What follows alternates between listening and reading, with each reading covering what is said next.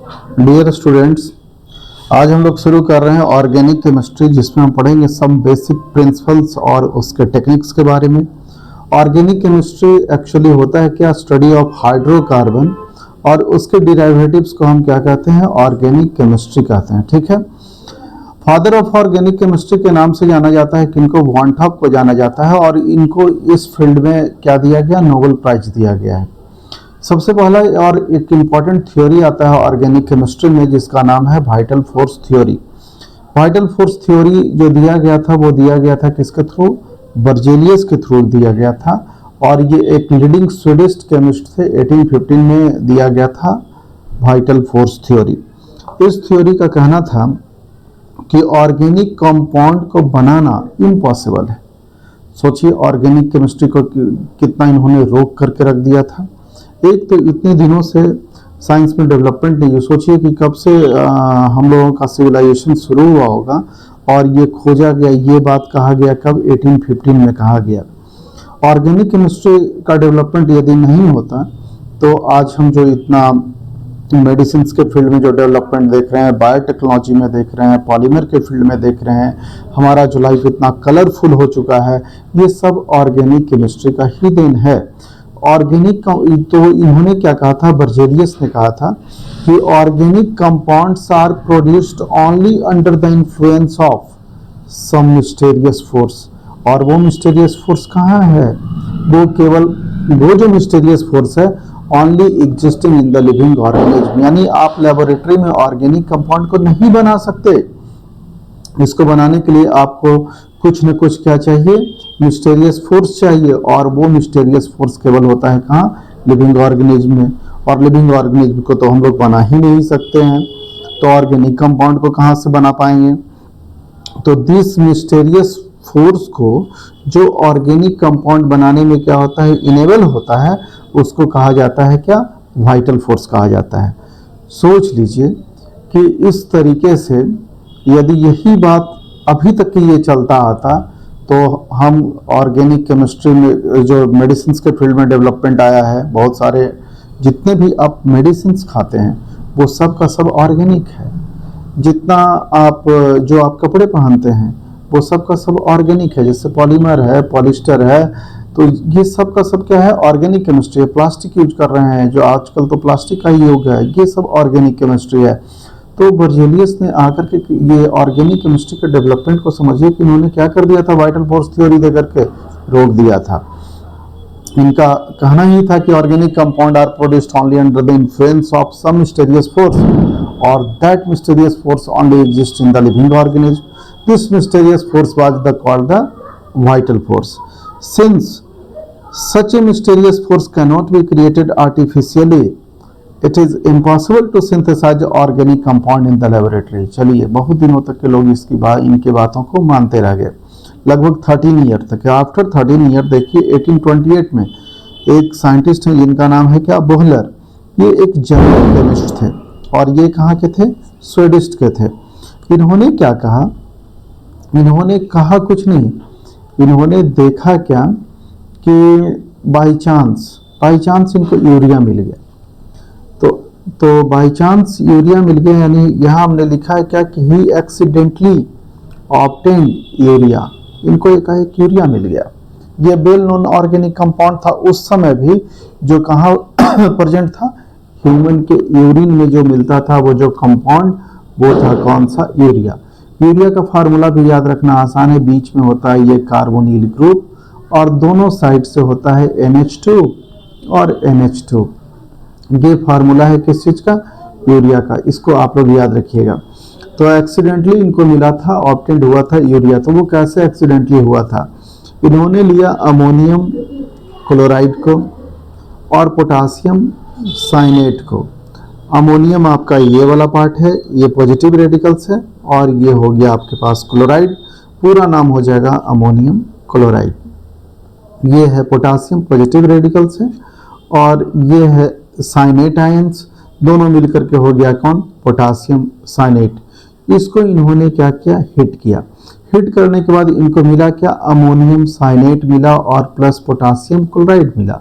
Ammonium साइनेट की इसका जो पॉजिटिव रेडिकल्स, जो अमोनियम क्लोराइड का जो पॉजिटिव रेडिकल्स था, ये आ गया आपका किसके साथ, पोटासियम साइनेट के साइनेट वाले निगेटिव रेडिकल्स के साथ, और बनाया क्या, अमोनियम साइनेट। देखिए अमोनियम और ये साइनेट का इन्होंने फॉर्मेशन किया।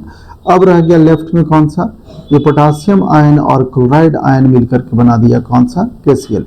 याद भी रखना आसान है, ammonium chloride and potassium cyanate जब हिट किए तो ये बन गया आपके पास कौन सा, अमोनियम साइनेट का ये फॉर्मेशन हुआ। ठीक है, फिर अमोनियम साइनेट को इन्होंने जब हिट किया, गर्म किया, अमोनियम साइनेट को जब इन्होंने हिट किया तो हिट कर करके खुद ब खुद ये रीअरेंज कर करके क्या बना लिया, यूरिया का फॉर्मेशन कर लिया। और यूरिया देखिए इसका फार्मूला, बीच में कार्बोनिल ग्रुप है और दोनों साइड से NH2 है। इस तरीके से हुआ क्या, ऑर्गेनिक कंपाउंड लेबोरेटरी में मिल गया, और वो फर्स्ट ऑर्गेनिक कंपाउंड कौन था, यूरिया। सबसे पहले एक्सीडेंटली इन्होंने खोजा कौन, जिनका नाम था बोहलर। तो बोहलर ने एक करारा तमाचा मारा किस चीज पर, वाइटल फोर्स थ्योरी का जो दिया गया था, किनके थ्रू, बर्जेलियस के थ्रू दिया गया था। ठीक है, अब देखिए इसके बाद हुआ क्या कि जब ऑर्गेनिक कंपाउंड जब लेबोरेटरी में बन गया तब लोगों को लगा कि नहीं, अब ऑर्गेनिक कंपाउंड को क्या किया जा सकता है, लेबोरेटरी में बनाया जा सकता है। इसलिए अब ऑर्गेनिक केमिस्ट्री को बनाने के पीछे जितने भी साइंटिस्ट थे पूरे वर्ल्ड के, वो लग गए। यानी after formation of urea in the laboratory, this synthesis give a death blow to the vital force theory.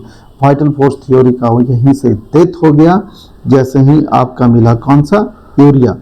तो ये दोनों पॉइंट को आप याद रखिएगा, बर्जेलियस वाइटल फोर्स थ्योरी दिया था, और बोहलर ने क्या किया कि सबसे पहले लेबोरेटरी में यूरिया का फॉर्मेशन कर लिया। उसके बाद तो ना जाने कितने ऑर्गेनिक कंपाउंड खोजा जाने लगा। तो thereafter synthesis of acetic acid आपको मिलना शुरू हो गया। एसिटम से मिलता था ये, विनेगर से। तो एसिटिक एसिड को खोजा किसने, हार्मन कोल्ब ने खोजा 1845 में। सिंथेसिस ऑफ मीथेन जो कि मार्सी प्लेसेस पे मिलता था, बाई बर्थेलोल ने खोजा 1856 में, लेबोरेटरी में बना लिया। And other thousands and thousands of organic compound have been synthesised in the lab. और तब से लेकर के अब तक हम डे बाय डे क्या कर रहे हैं, ऑर्गेनिक केमिस्ट्री के डेवलपमेंट में हम लोग क्या कर रहे हैं, बहुत आगे बढ़ते चले जा रहे हैं। अब एक आपके पास एक क्वेश्चन उठ जाता है कि ऑर्गेनिक जो कंपाउंड है, ठीक है, वो इतने लार्ज अमाउंट में कैसे बनाए जा रहे हैं, क्या वजह है कि इतने ऑर्गेनिक कंपाउंड का इतना ज़्यादा अमाउंट होता जा रहा है। हर टाइप का ऑर्गेनिक कंपाउंड हम लेबोरेटरी में क्या कर ले रहे हैं, बना ले रहे हैं। तो why the organic compound found in the larger number.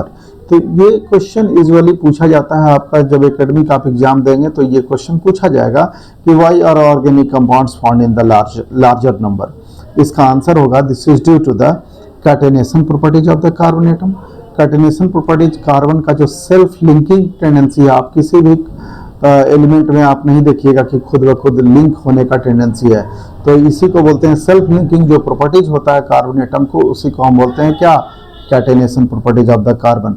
और कार्बन लंबे चेन में क्या हो सकता है, जुड़ सकता है, ब्रांच भी बना सकता है, लॉन्ग चेन भी बना सकता है, साइक्लिक कंपाउंड भी बना सकता है। यानी इनेबल है, ये हर तरीके से सक्षम है कि ये साइक्लिक भी जुड़ सकता है, ओपन चेन भी स्ट्रक्चर बना सकता है, ब्रांच चेन भी बना सकता है। सेल्फ लिंकिंग प्रॉपर्टीज होने के कारण ऑर्गेनिक कंपाउंड का इतना ज़्यादा नंबर है। ऑर्गेनिक कंपाउंड शो आइसोमेरिज्म, यानी एक मॉलिक्यूलर फार्मूला से कई तरीके का स्ट्रक्चरल फार्मूला को बनाया जा सकता है ऑर्गेनिक केमिस्ट्री में। और जब स्ट्रक्चर चेंज हो जाएगा तो समझिए कि प्रॉपर्टीज भी सबों का क्या होगा, चेंज हो जाएगा। Exhibit homologous series, homologous series का मतलब जिसमें CH2 का ओनली क्या हो, डिफरेंस हो, और केमिकल प्रॉपर्टीज और फिजिकल प्रॉपर्टीज मोर और लेस सेम रहेगा, थोड़ा सा फ्लक्चुएट करेगा। और जो लास्ट जो प्रॉपर्टीज है पॉलीमराइजेशन का, पॉलीमर बनाने का, तो इन सारे ये मेन हमने पॉइंट 4 यहाँ पॉइंट ले लिया है।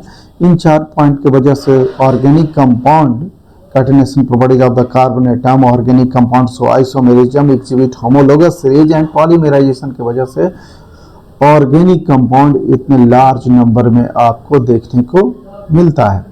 ठीक है, चलते हैं अब हम नेक्स्ट पेज में। आ जाइए नेक्स्ट पेज। ठीक है, अब हम कार्बन के कुछ कैरेक्टरिस्टिक्स को देखेंगे और इसी के वजह से पता चलता है कि ऑर्गेनिक कंपाउंड का इतना ज़्यादा क्या है नंबर है। आप हमारे साथ क्लास में यहाँ से यदि आप जुड़े रहते हैं तो कंटिन्यू पूरे ऑर्गेनिक केमिस्ट्री को लाइन बाय लाइन इसी तरीके से मैं पढ़ा दूंगा और कहीं कोई दिक्कत नहीं होगी। तो चलिए सबसे पहले हम बात करते हैं कैरेक्टरिस्टिक्स ऑफ कार्बन एटम्स के बारे में। ठीक है, कार्बन में क्या खासियत है जिसके वजह से इसमें सेल्फ लिंकिंग प्रॉपर्टीज है और कितने इसके वैलेंसीज होते हैं, ये सब अभी हम डिटेल में चर्चा करेंगे। तो कार्बन के खास प्रॉपर्टीज को देखिए, यही ऑर्गेनिक कंपाउंड यानी यही तो हाइड्रोकार्बन, कार्बन और हाइड्रोजन से बनने वाले कंपाउंड को ही हम क्या कहते हैं, हाइड्रोकार्बन। और हाइड्रोकार्बन के ही स्टडी को हम क्या कहते हैं, हाइड्रोकार्बन के ही स्टडी को हम ऑर्गेनिक केमिस्ट्री बोलते हैं। तो इट शोज यानी carbon shows tetra valency, carbon का वैलेंसी कितना 4 होता है। कैसे, ये कार्बन का एटॉमिक नंबर है 6, इसका इलेक्ट्रॉनिक कॉन्फ़िगरेशन लिखिएगा तो 1s2 2s2 एंड 2p2 आएगा। तो देखिए ये इनर मोस्ट ऑर्बिट का इलेक्ट्रॉन है और ये आउटर ऑर्बिट का क्या है, इलेक्ट्रॉन्स है। तो चलिए 2s2 का इलेक्ट्रॉन इसमें एक अप स्पिन में और एक डाउन स्पिन में हम भरते हैं। फिर क्या होता है कि सबसे पहले जो इलेक्ट्रॉन्स है वो सिंगल सिंगल सिंगल हर एक ऑर्बिटल्स में जाएगा। तो ये देखिए 2 ही इलेक्ट्रॉन है तो 1 इलेक्ट्रॉन एंड 2 इलेक्ट्रॉन्स कर देंगे। तो ये ग्राउंड स्टेट में है, ये है यहाँ कौन से स्टेट में, ग्राउंड स्टेट में। और यहाँ 2 ही अनपेयर इलेक्ट्रॉन आप देख रहे हैं, इसलिए इसका कोवैलेंसी हो जाएगा कितना 2, किस चीज में, ग्राउंड स्टेट में।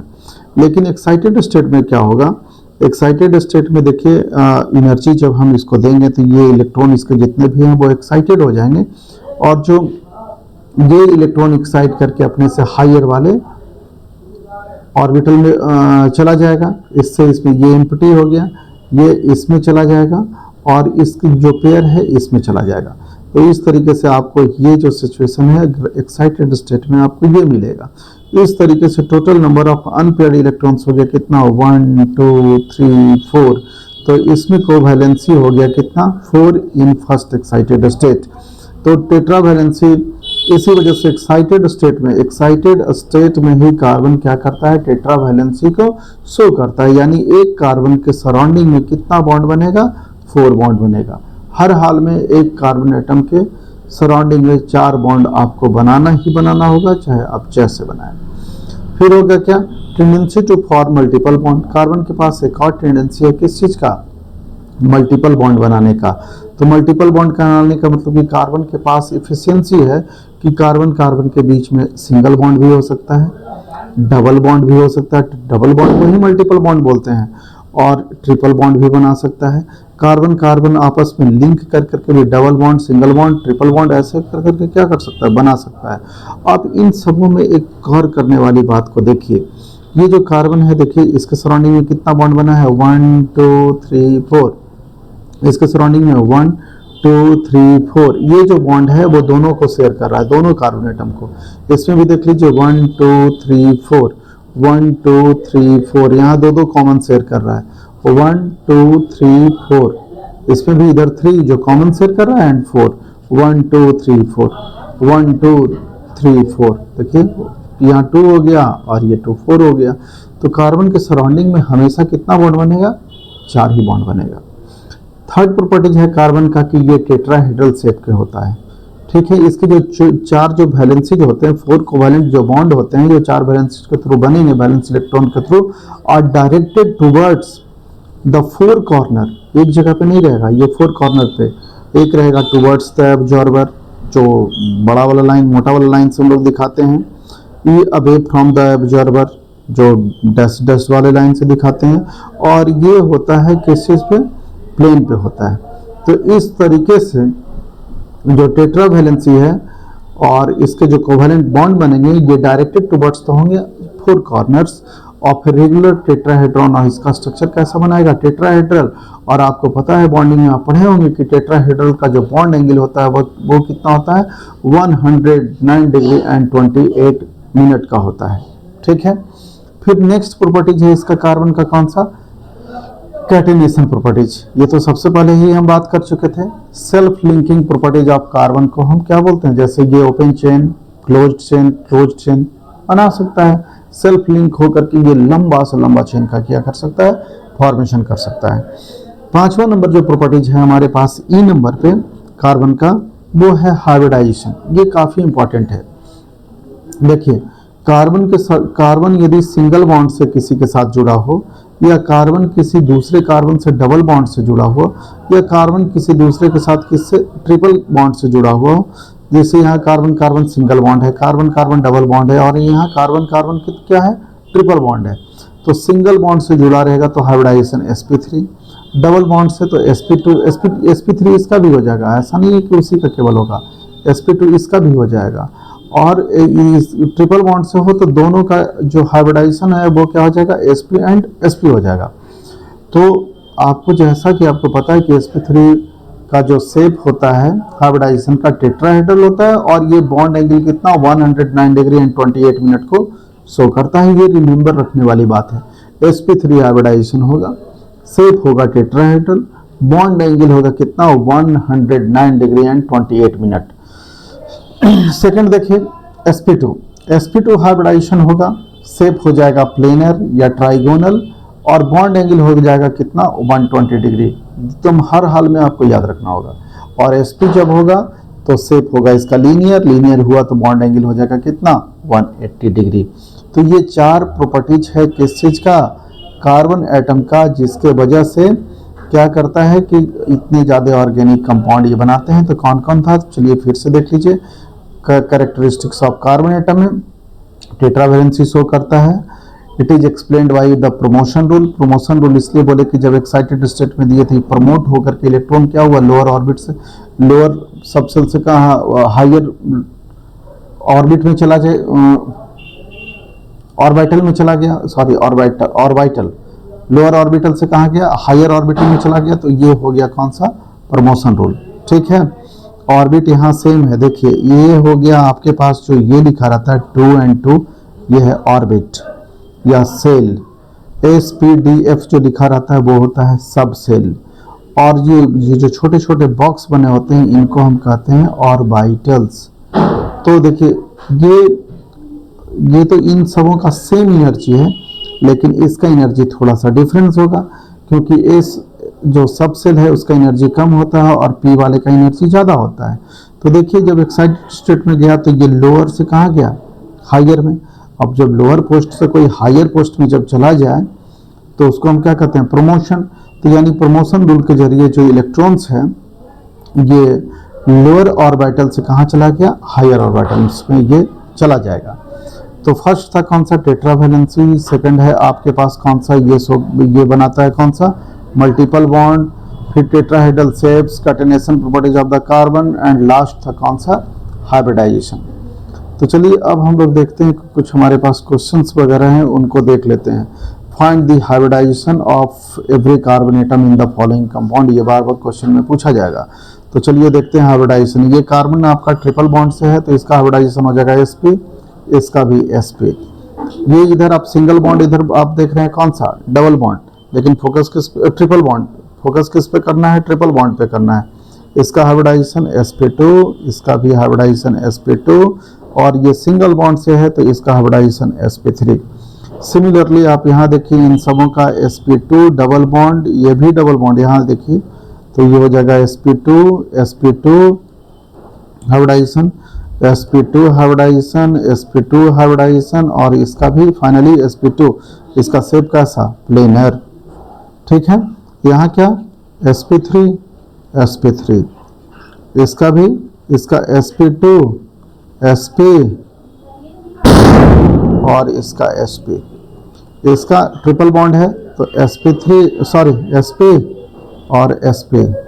इसका बोलिए sp3, sp2, sp2 और ये sp। और इन सबों का क्या हो जाएगा, सबका हो जाएगा sp3, sp3 और sp3। तो इस तरीके से आपने हाइब्रिडाइजेशन के बारे में जाना। और किस चीज़ के बारे में आपको जानकारी मिली, ऑर्गेनिक केमिस्ट्री के बारे में, वाइटल फोर्स थ्योरी के बारे में, properties of the carbon atom, catenation property, इन सबों के बारे में हम लोग यहाँ तक क्या कर चुके हैं, स्टडी कर चुके हैं। इसके बाद वाले में हम ऑर्गेनिक केमिस्ट्री को क्लासीफाई करेंगे, फिर नोमेनक्लेचर पढ़ाएंगे, और इस तरीके से हमारा आज से ये सीरीज हर दिन आपको एक वीडियो इस पर आपको मिलता रहेगा, और हमें आशा और पूर्ण विश्वास है कि आप हमें सहयोग करेंगे। आप यहाँ तक यदि आप स्टडी कर लिए होंगे तो थोड़ा सा सब्सक्राइब कर लें हमारे चैनल को, जिससे कि हम अपनी यात्रा को आगे बढ़ा सकें। तब तक के लिए आप लोगों को बहुत बहुत धन्यवाद।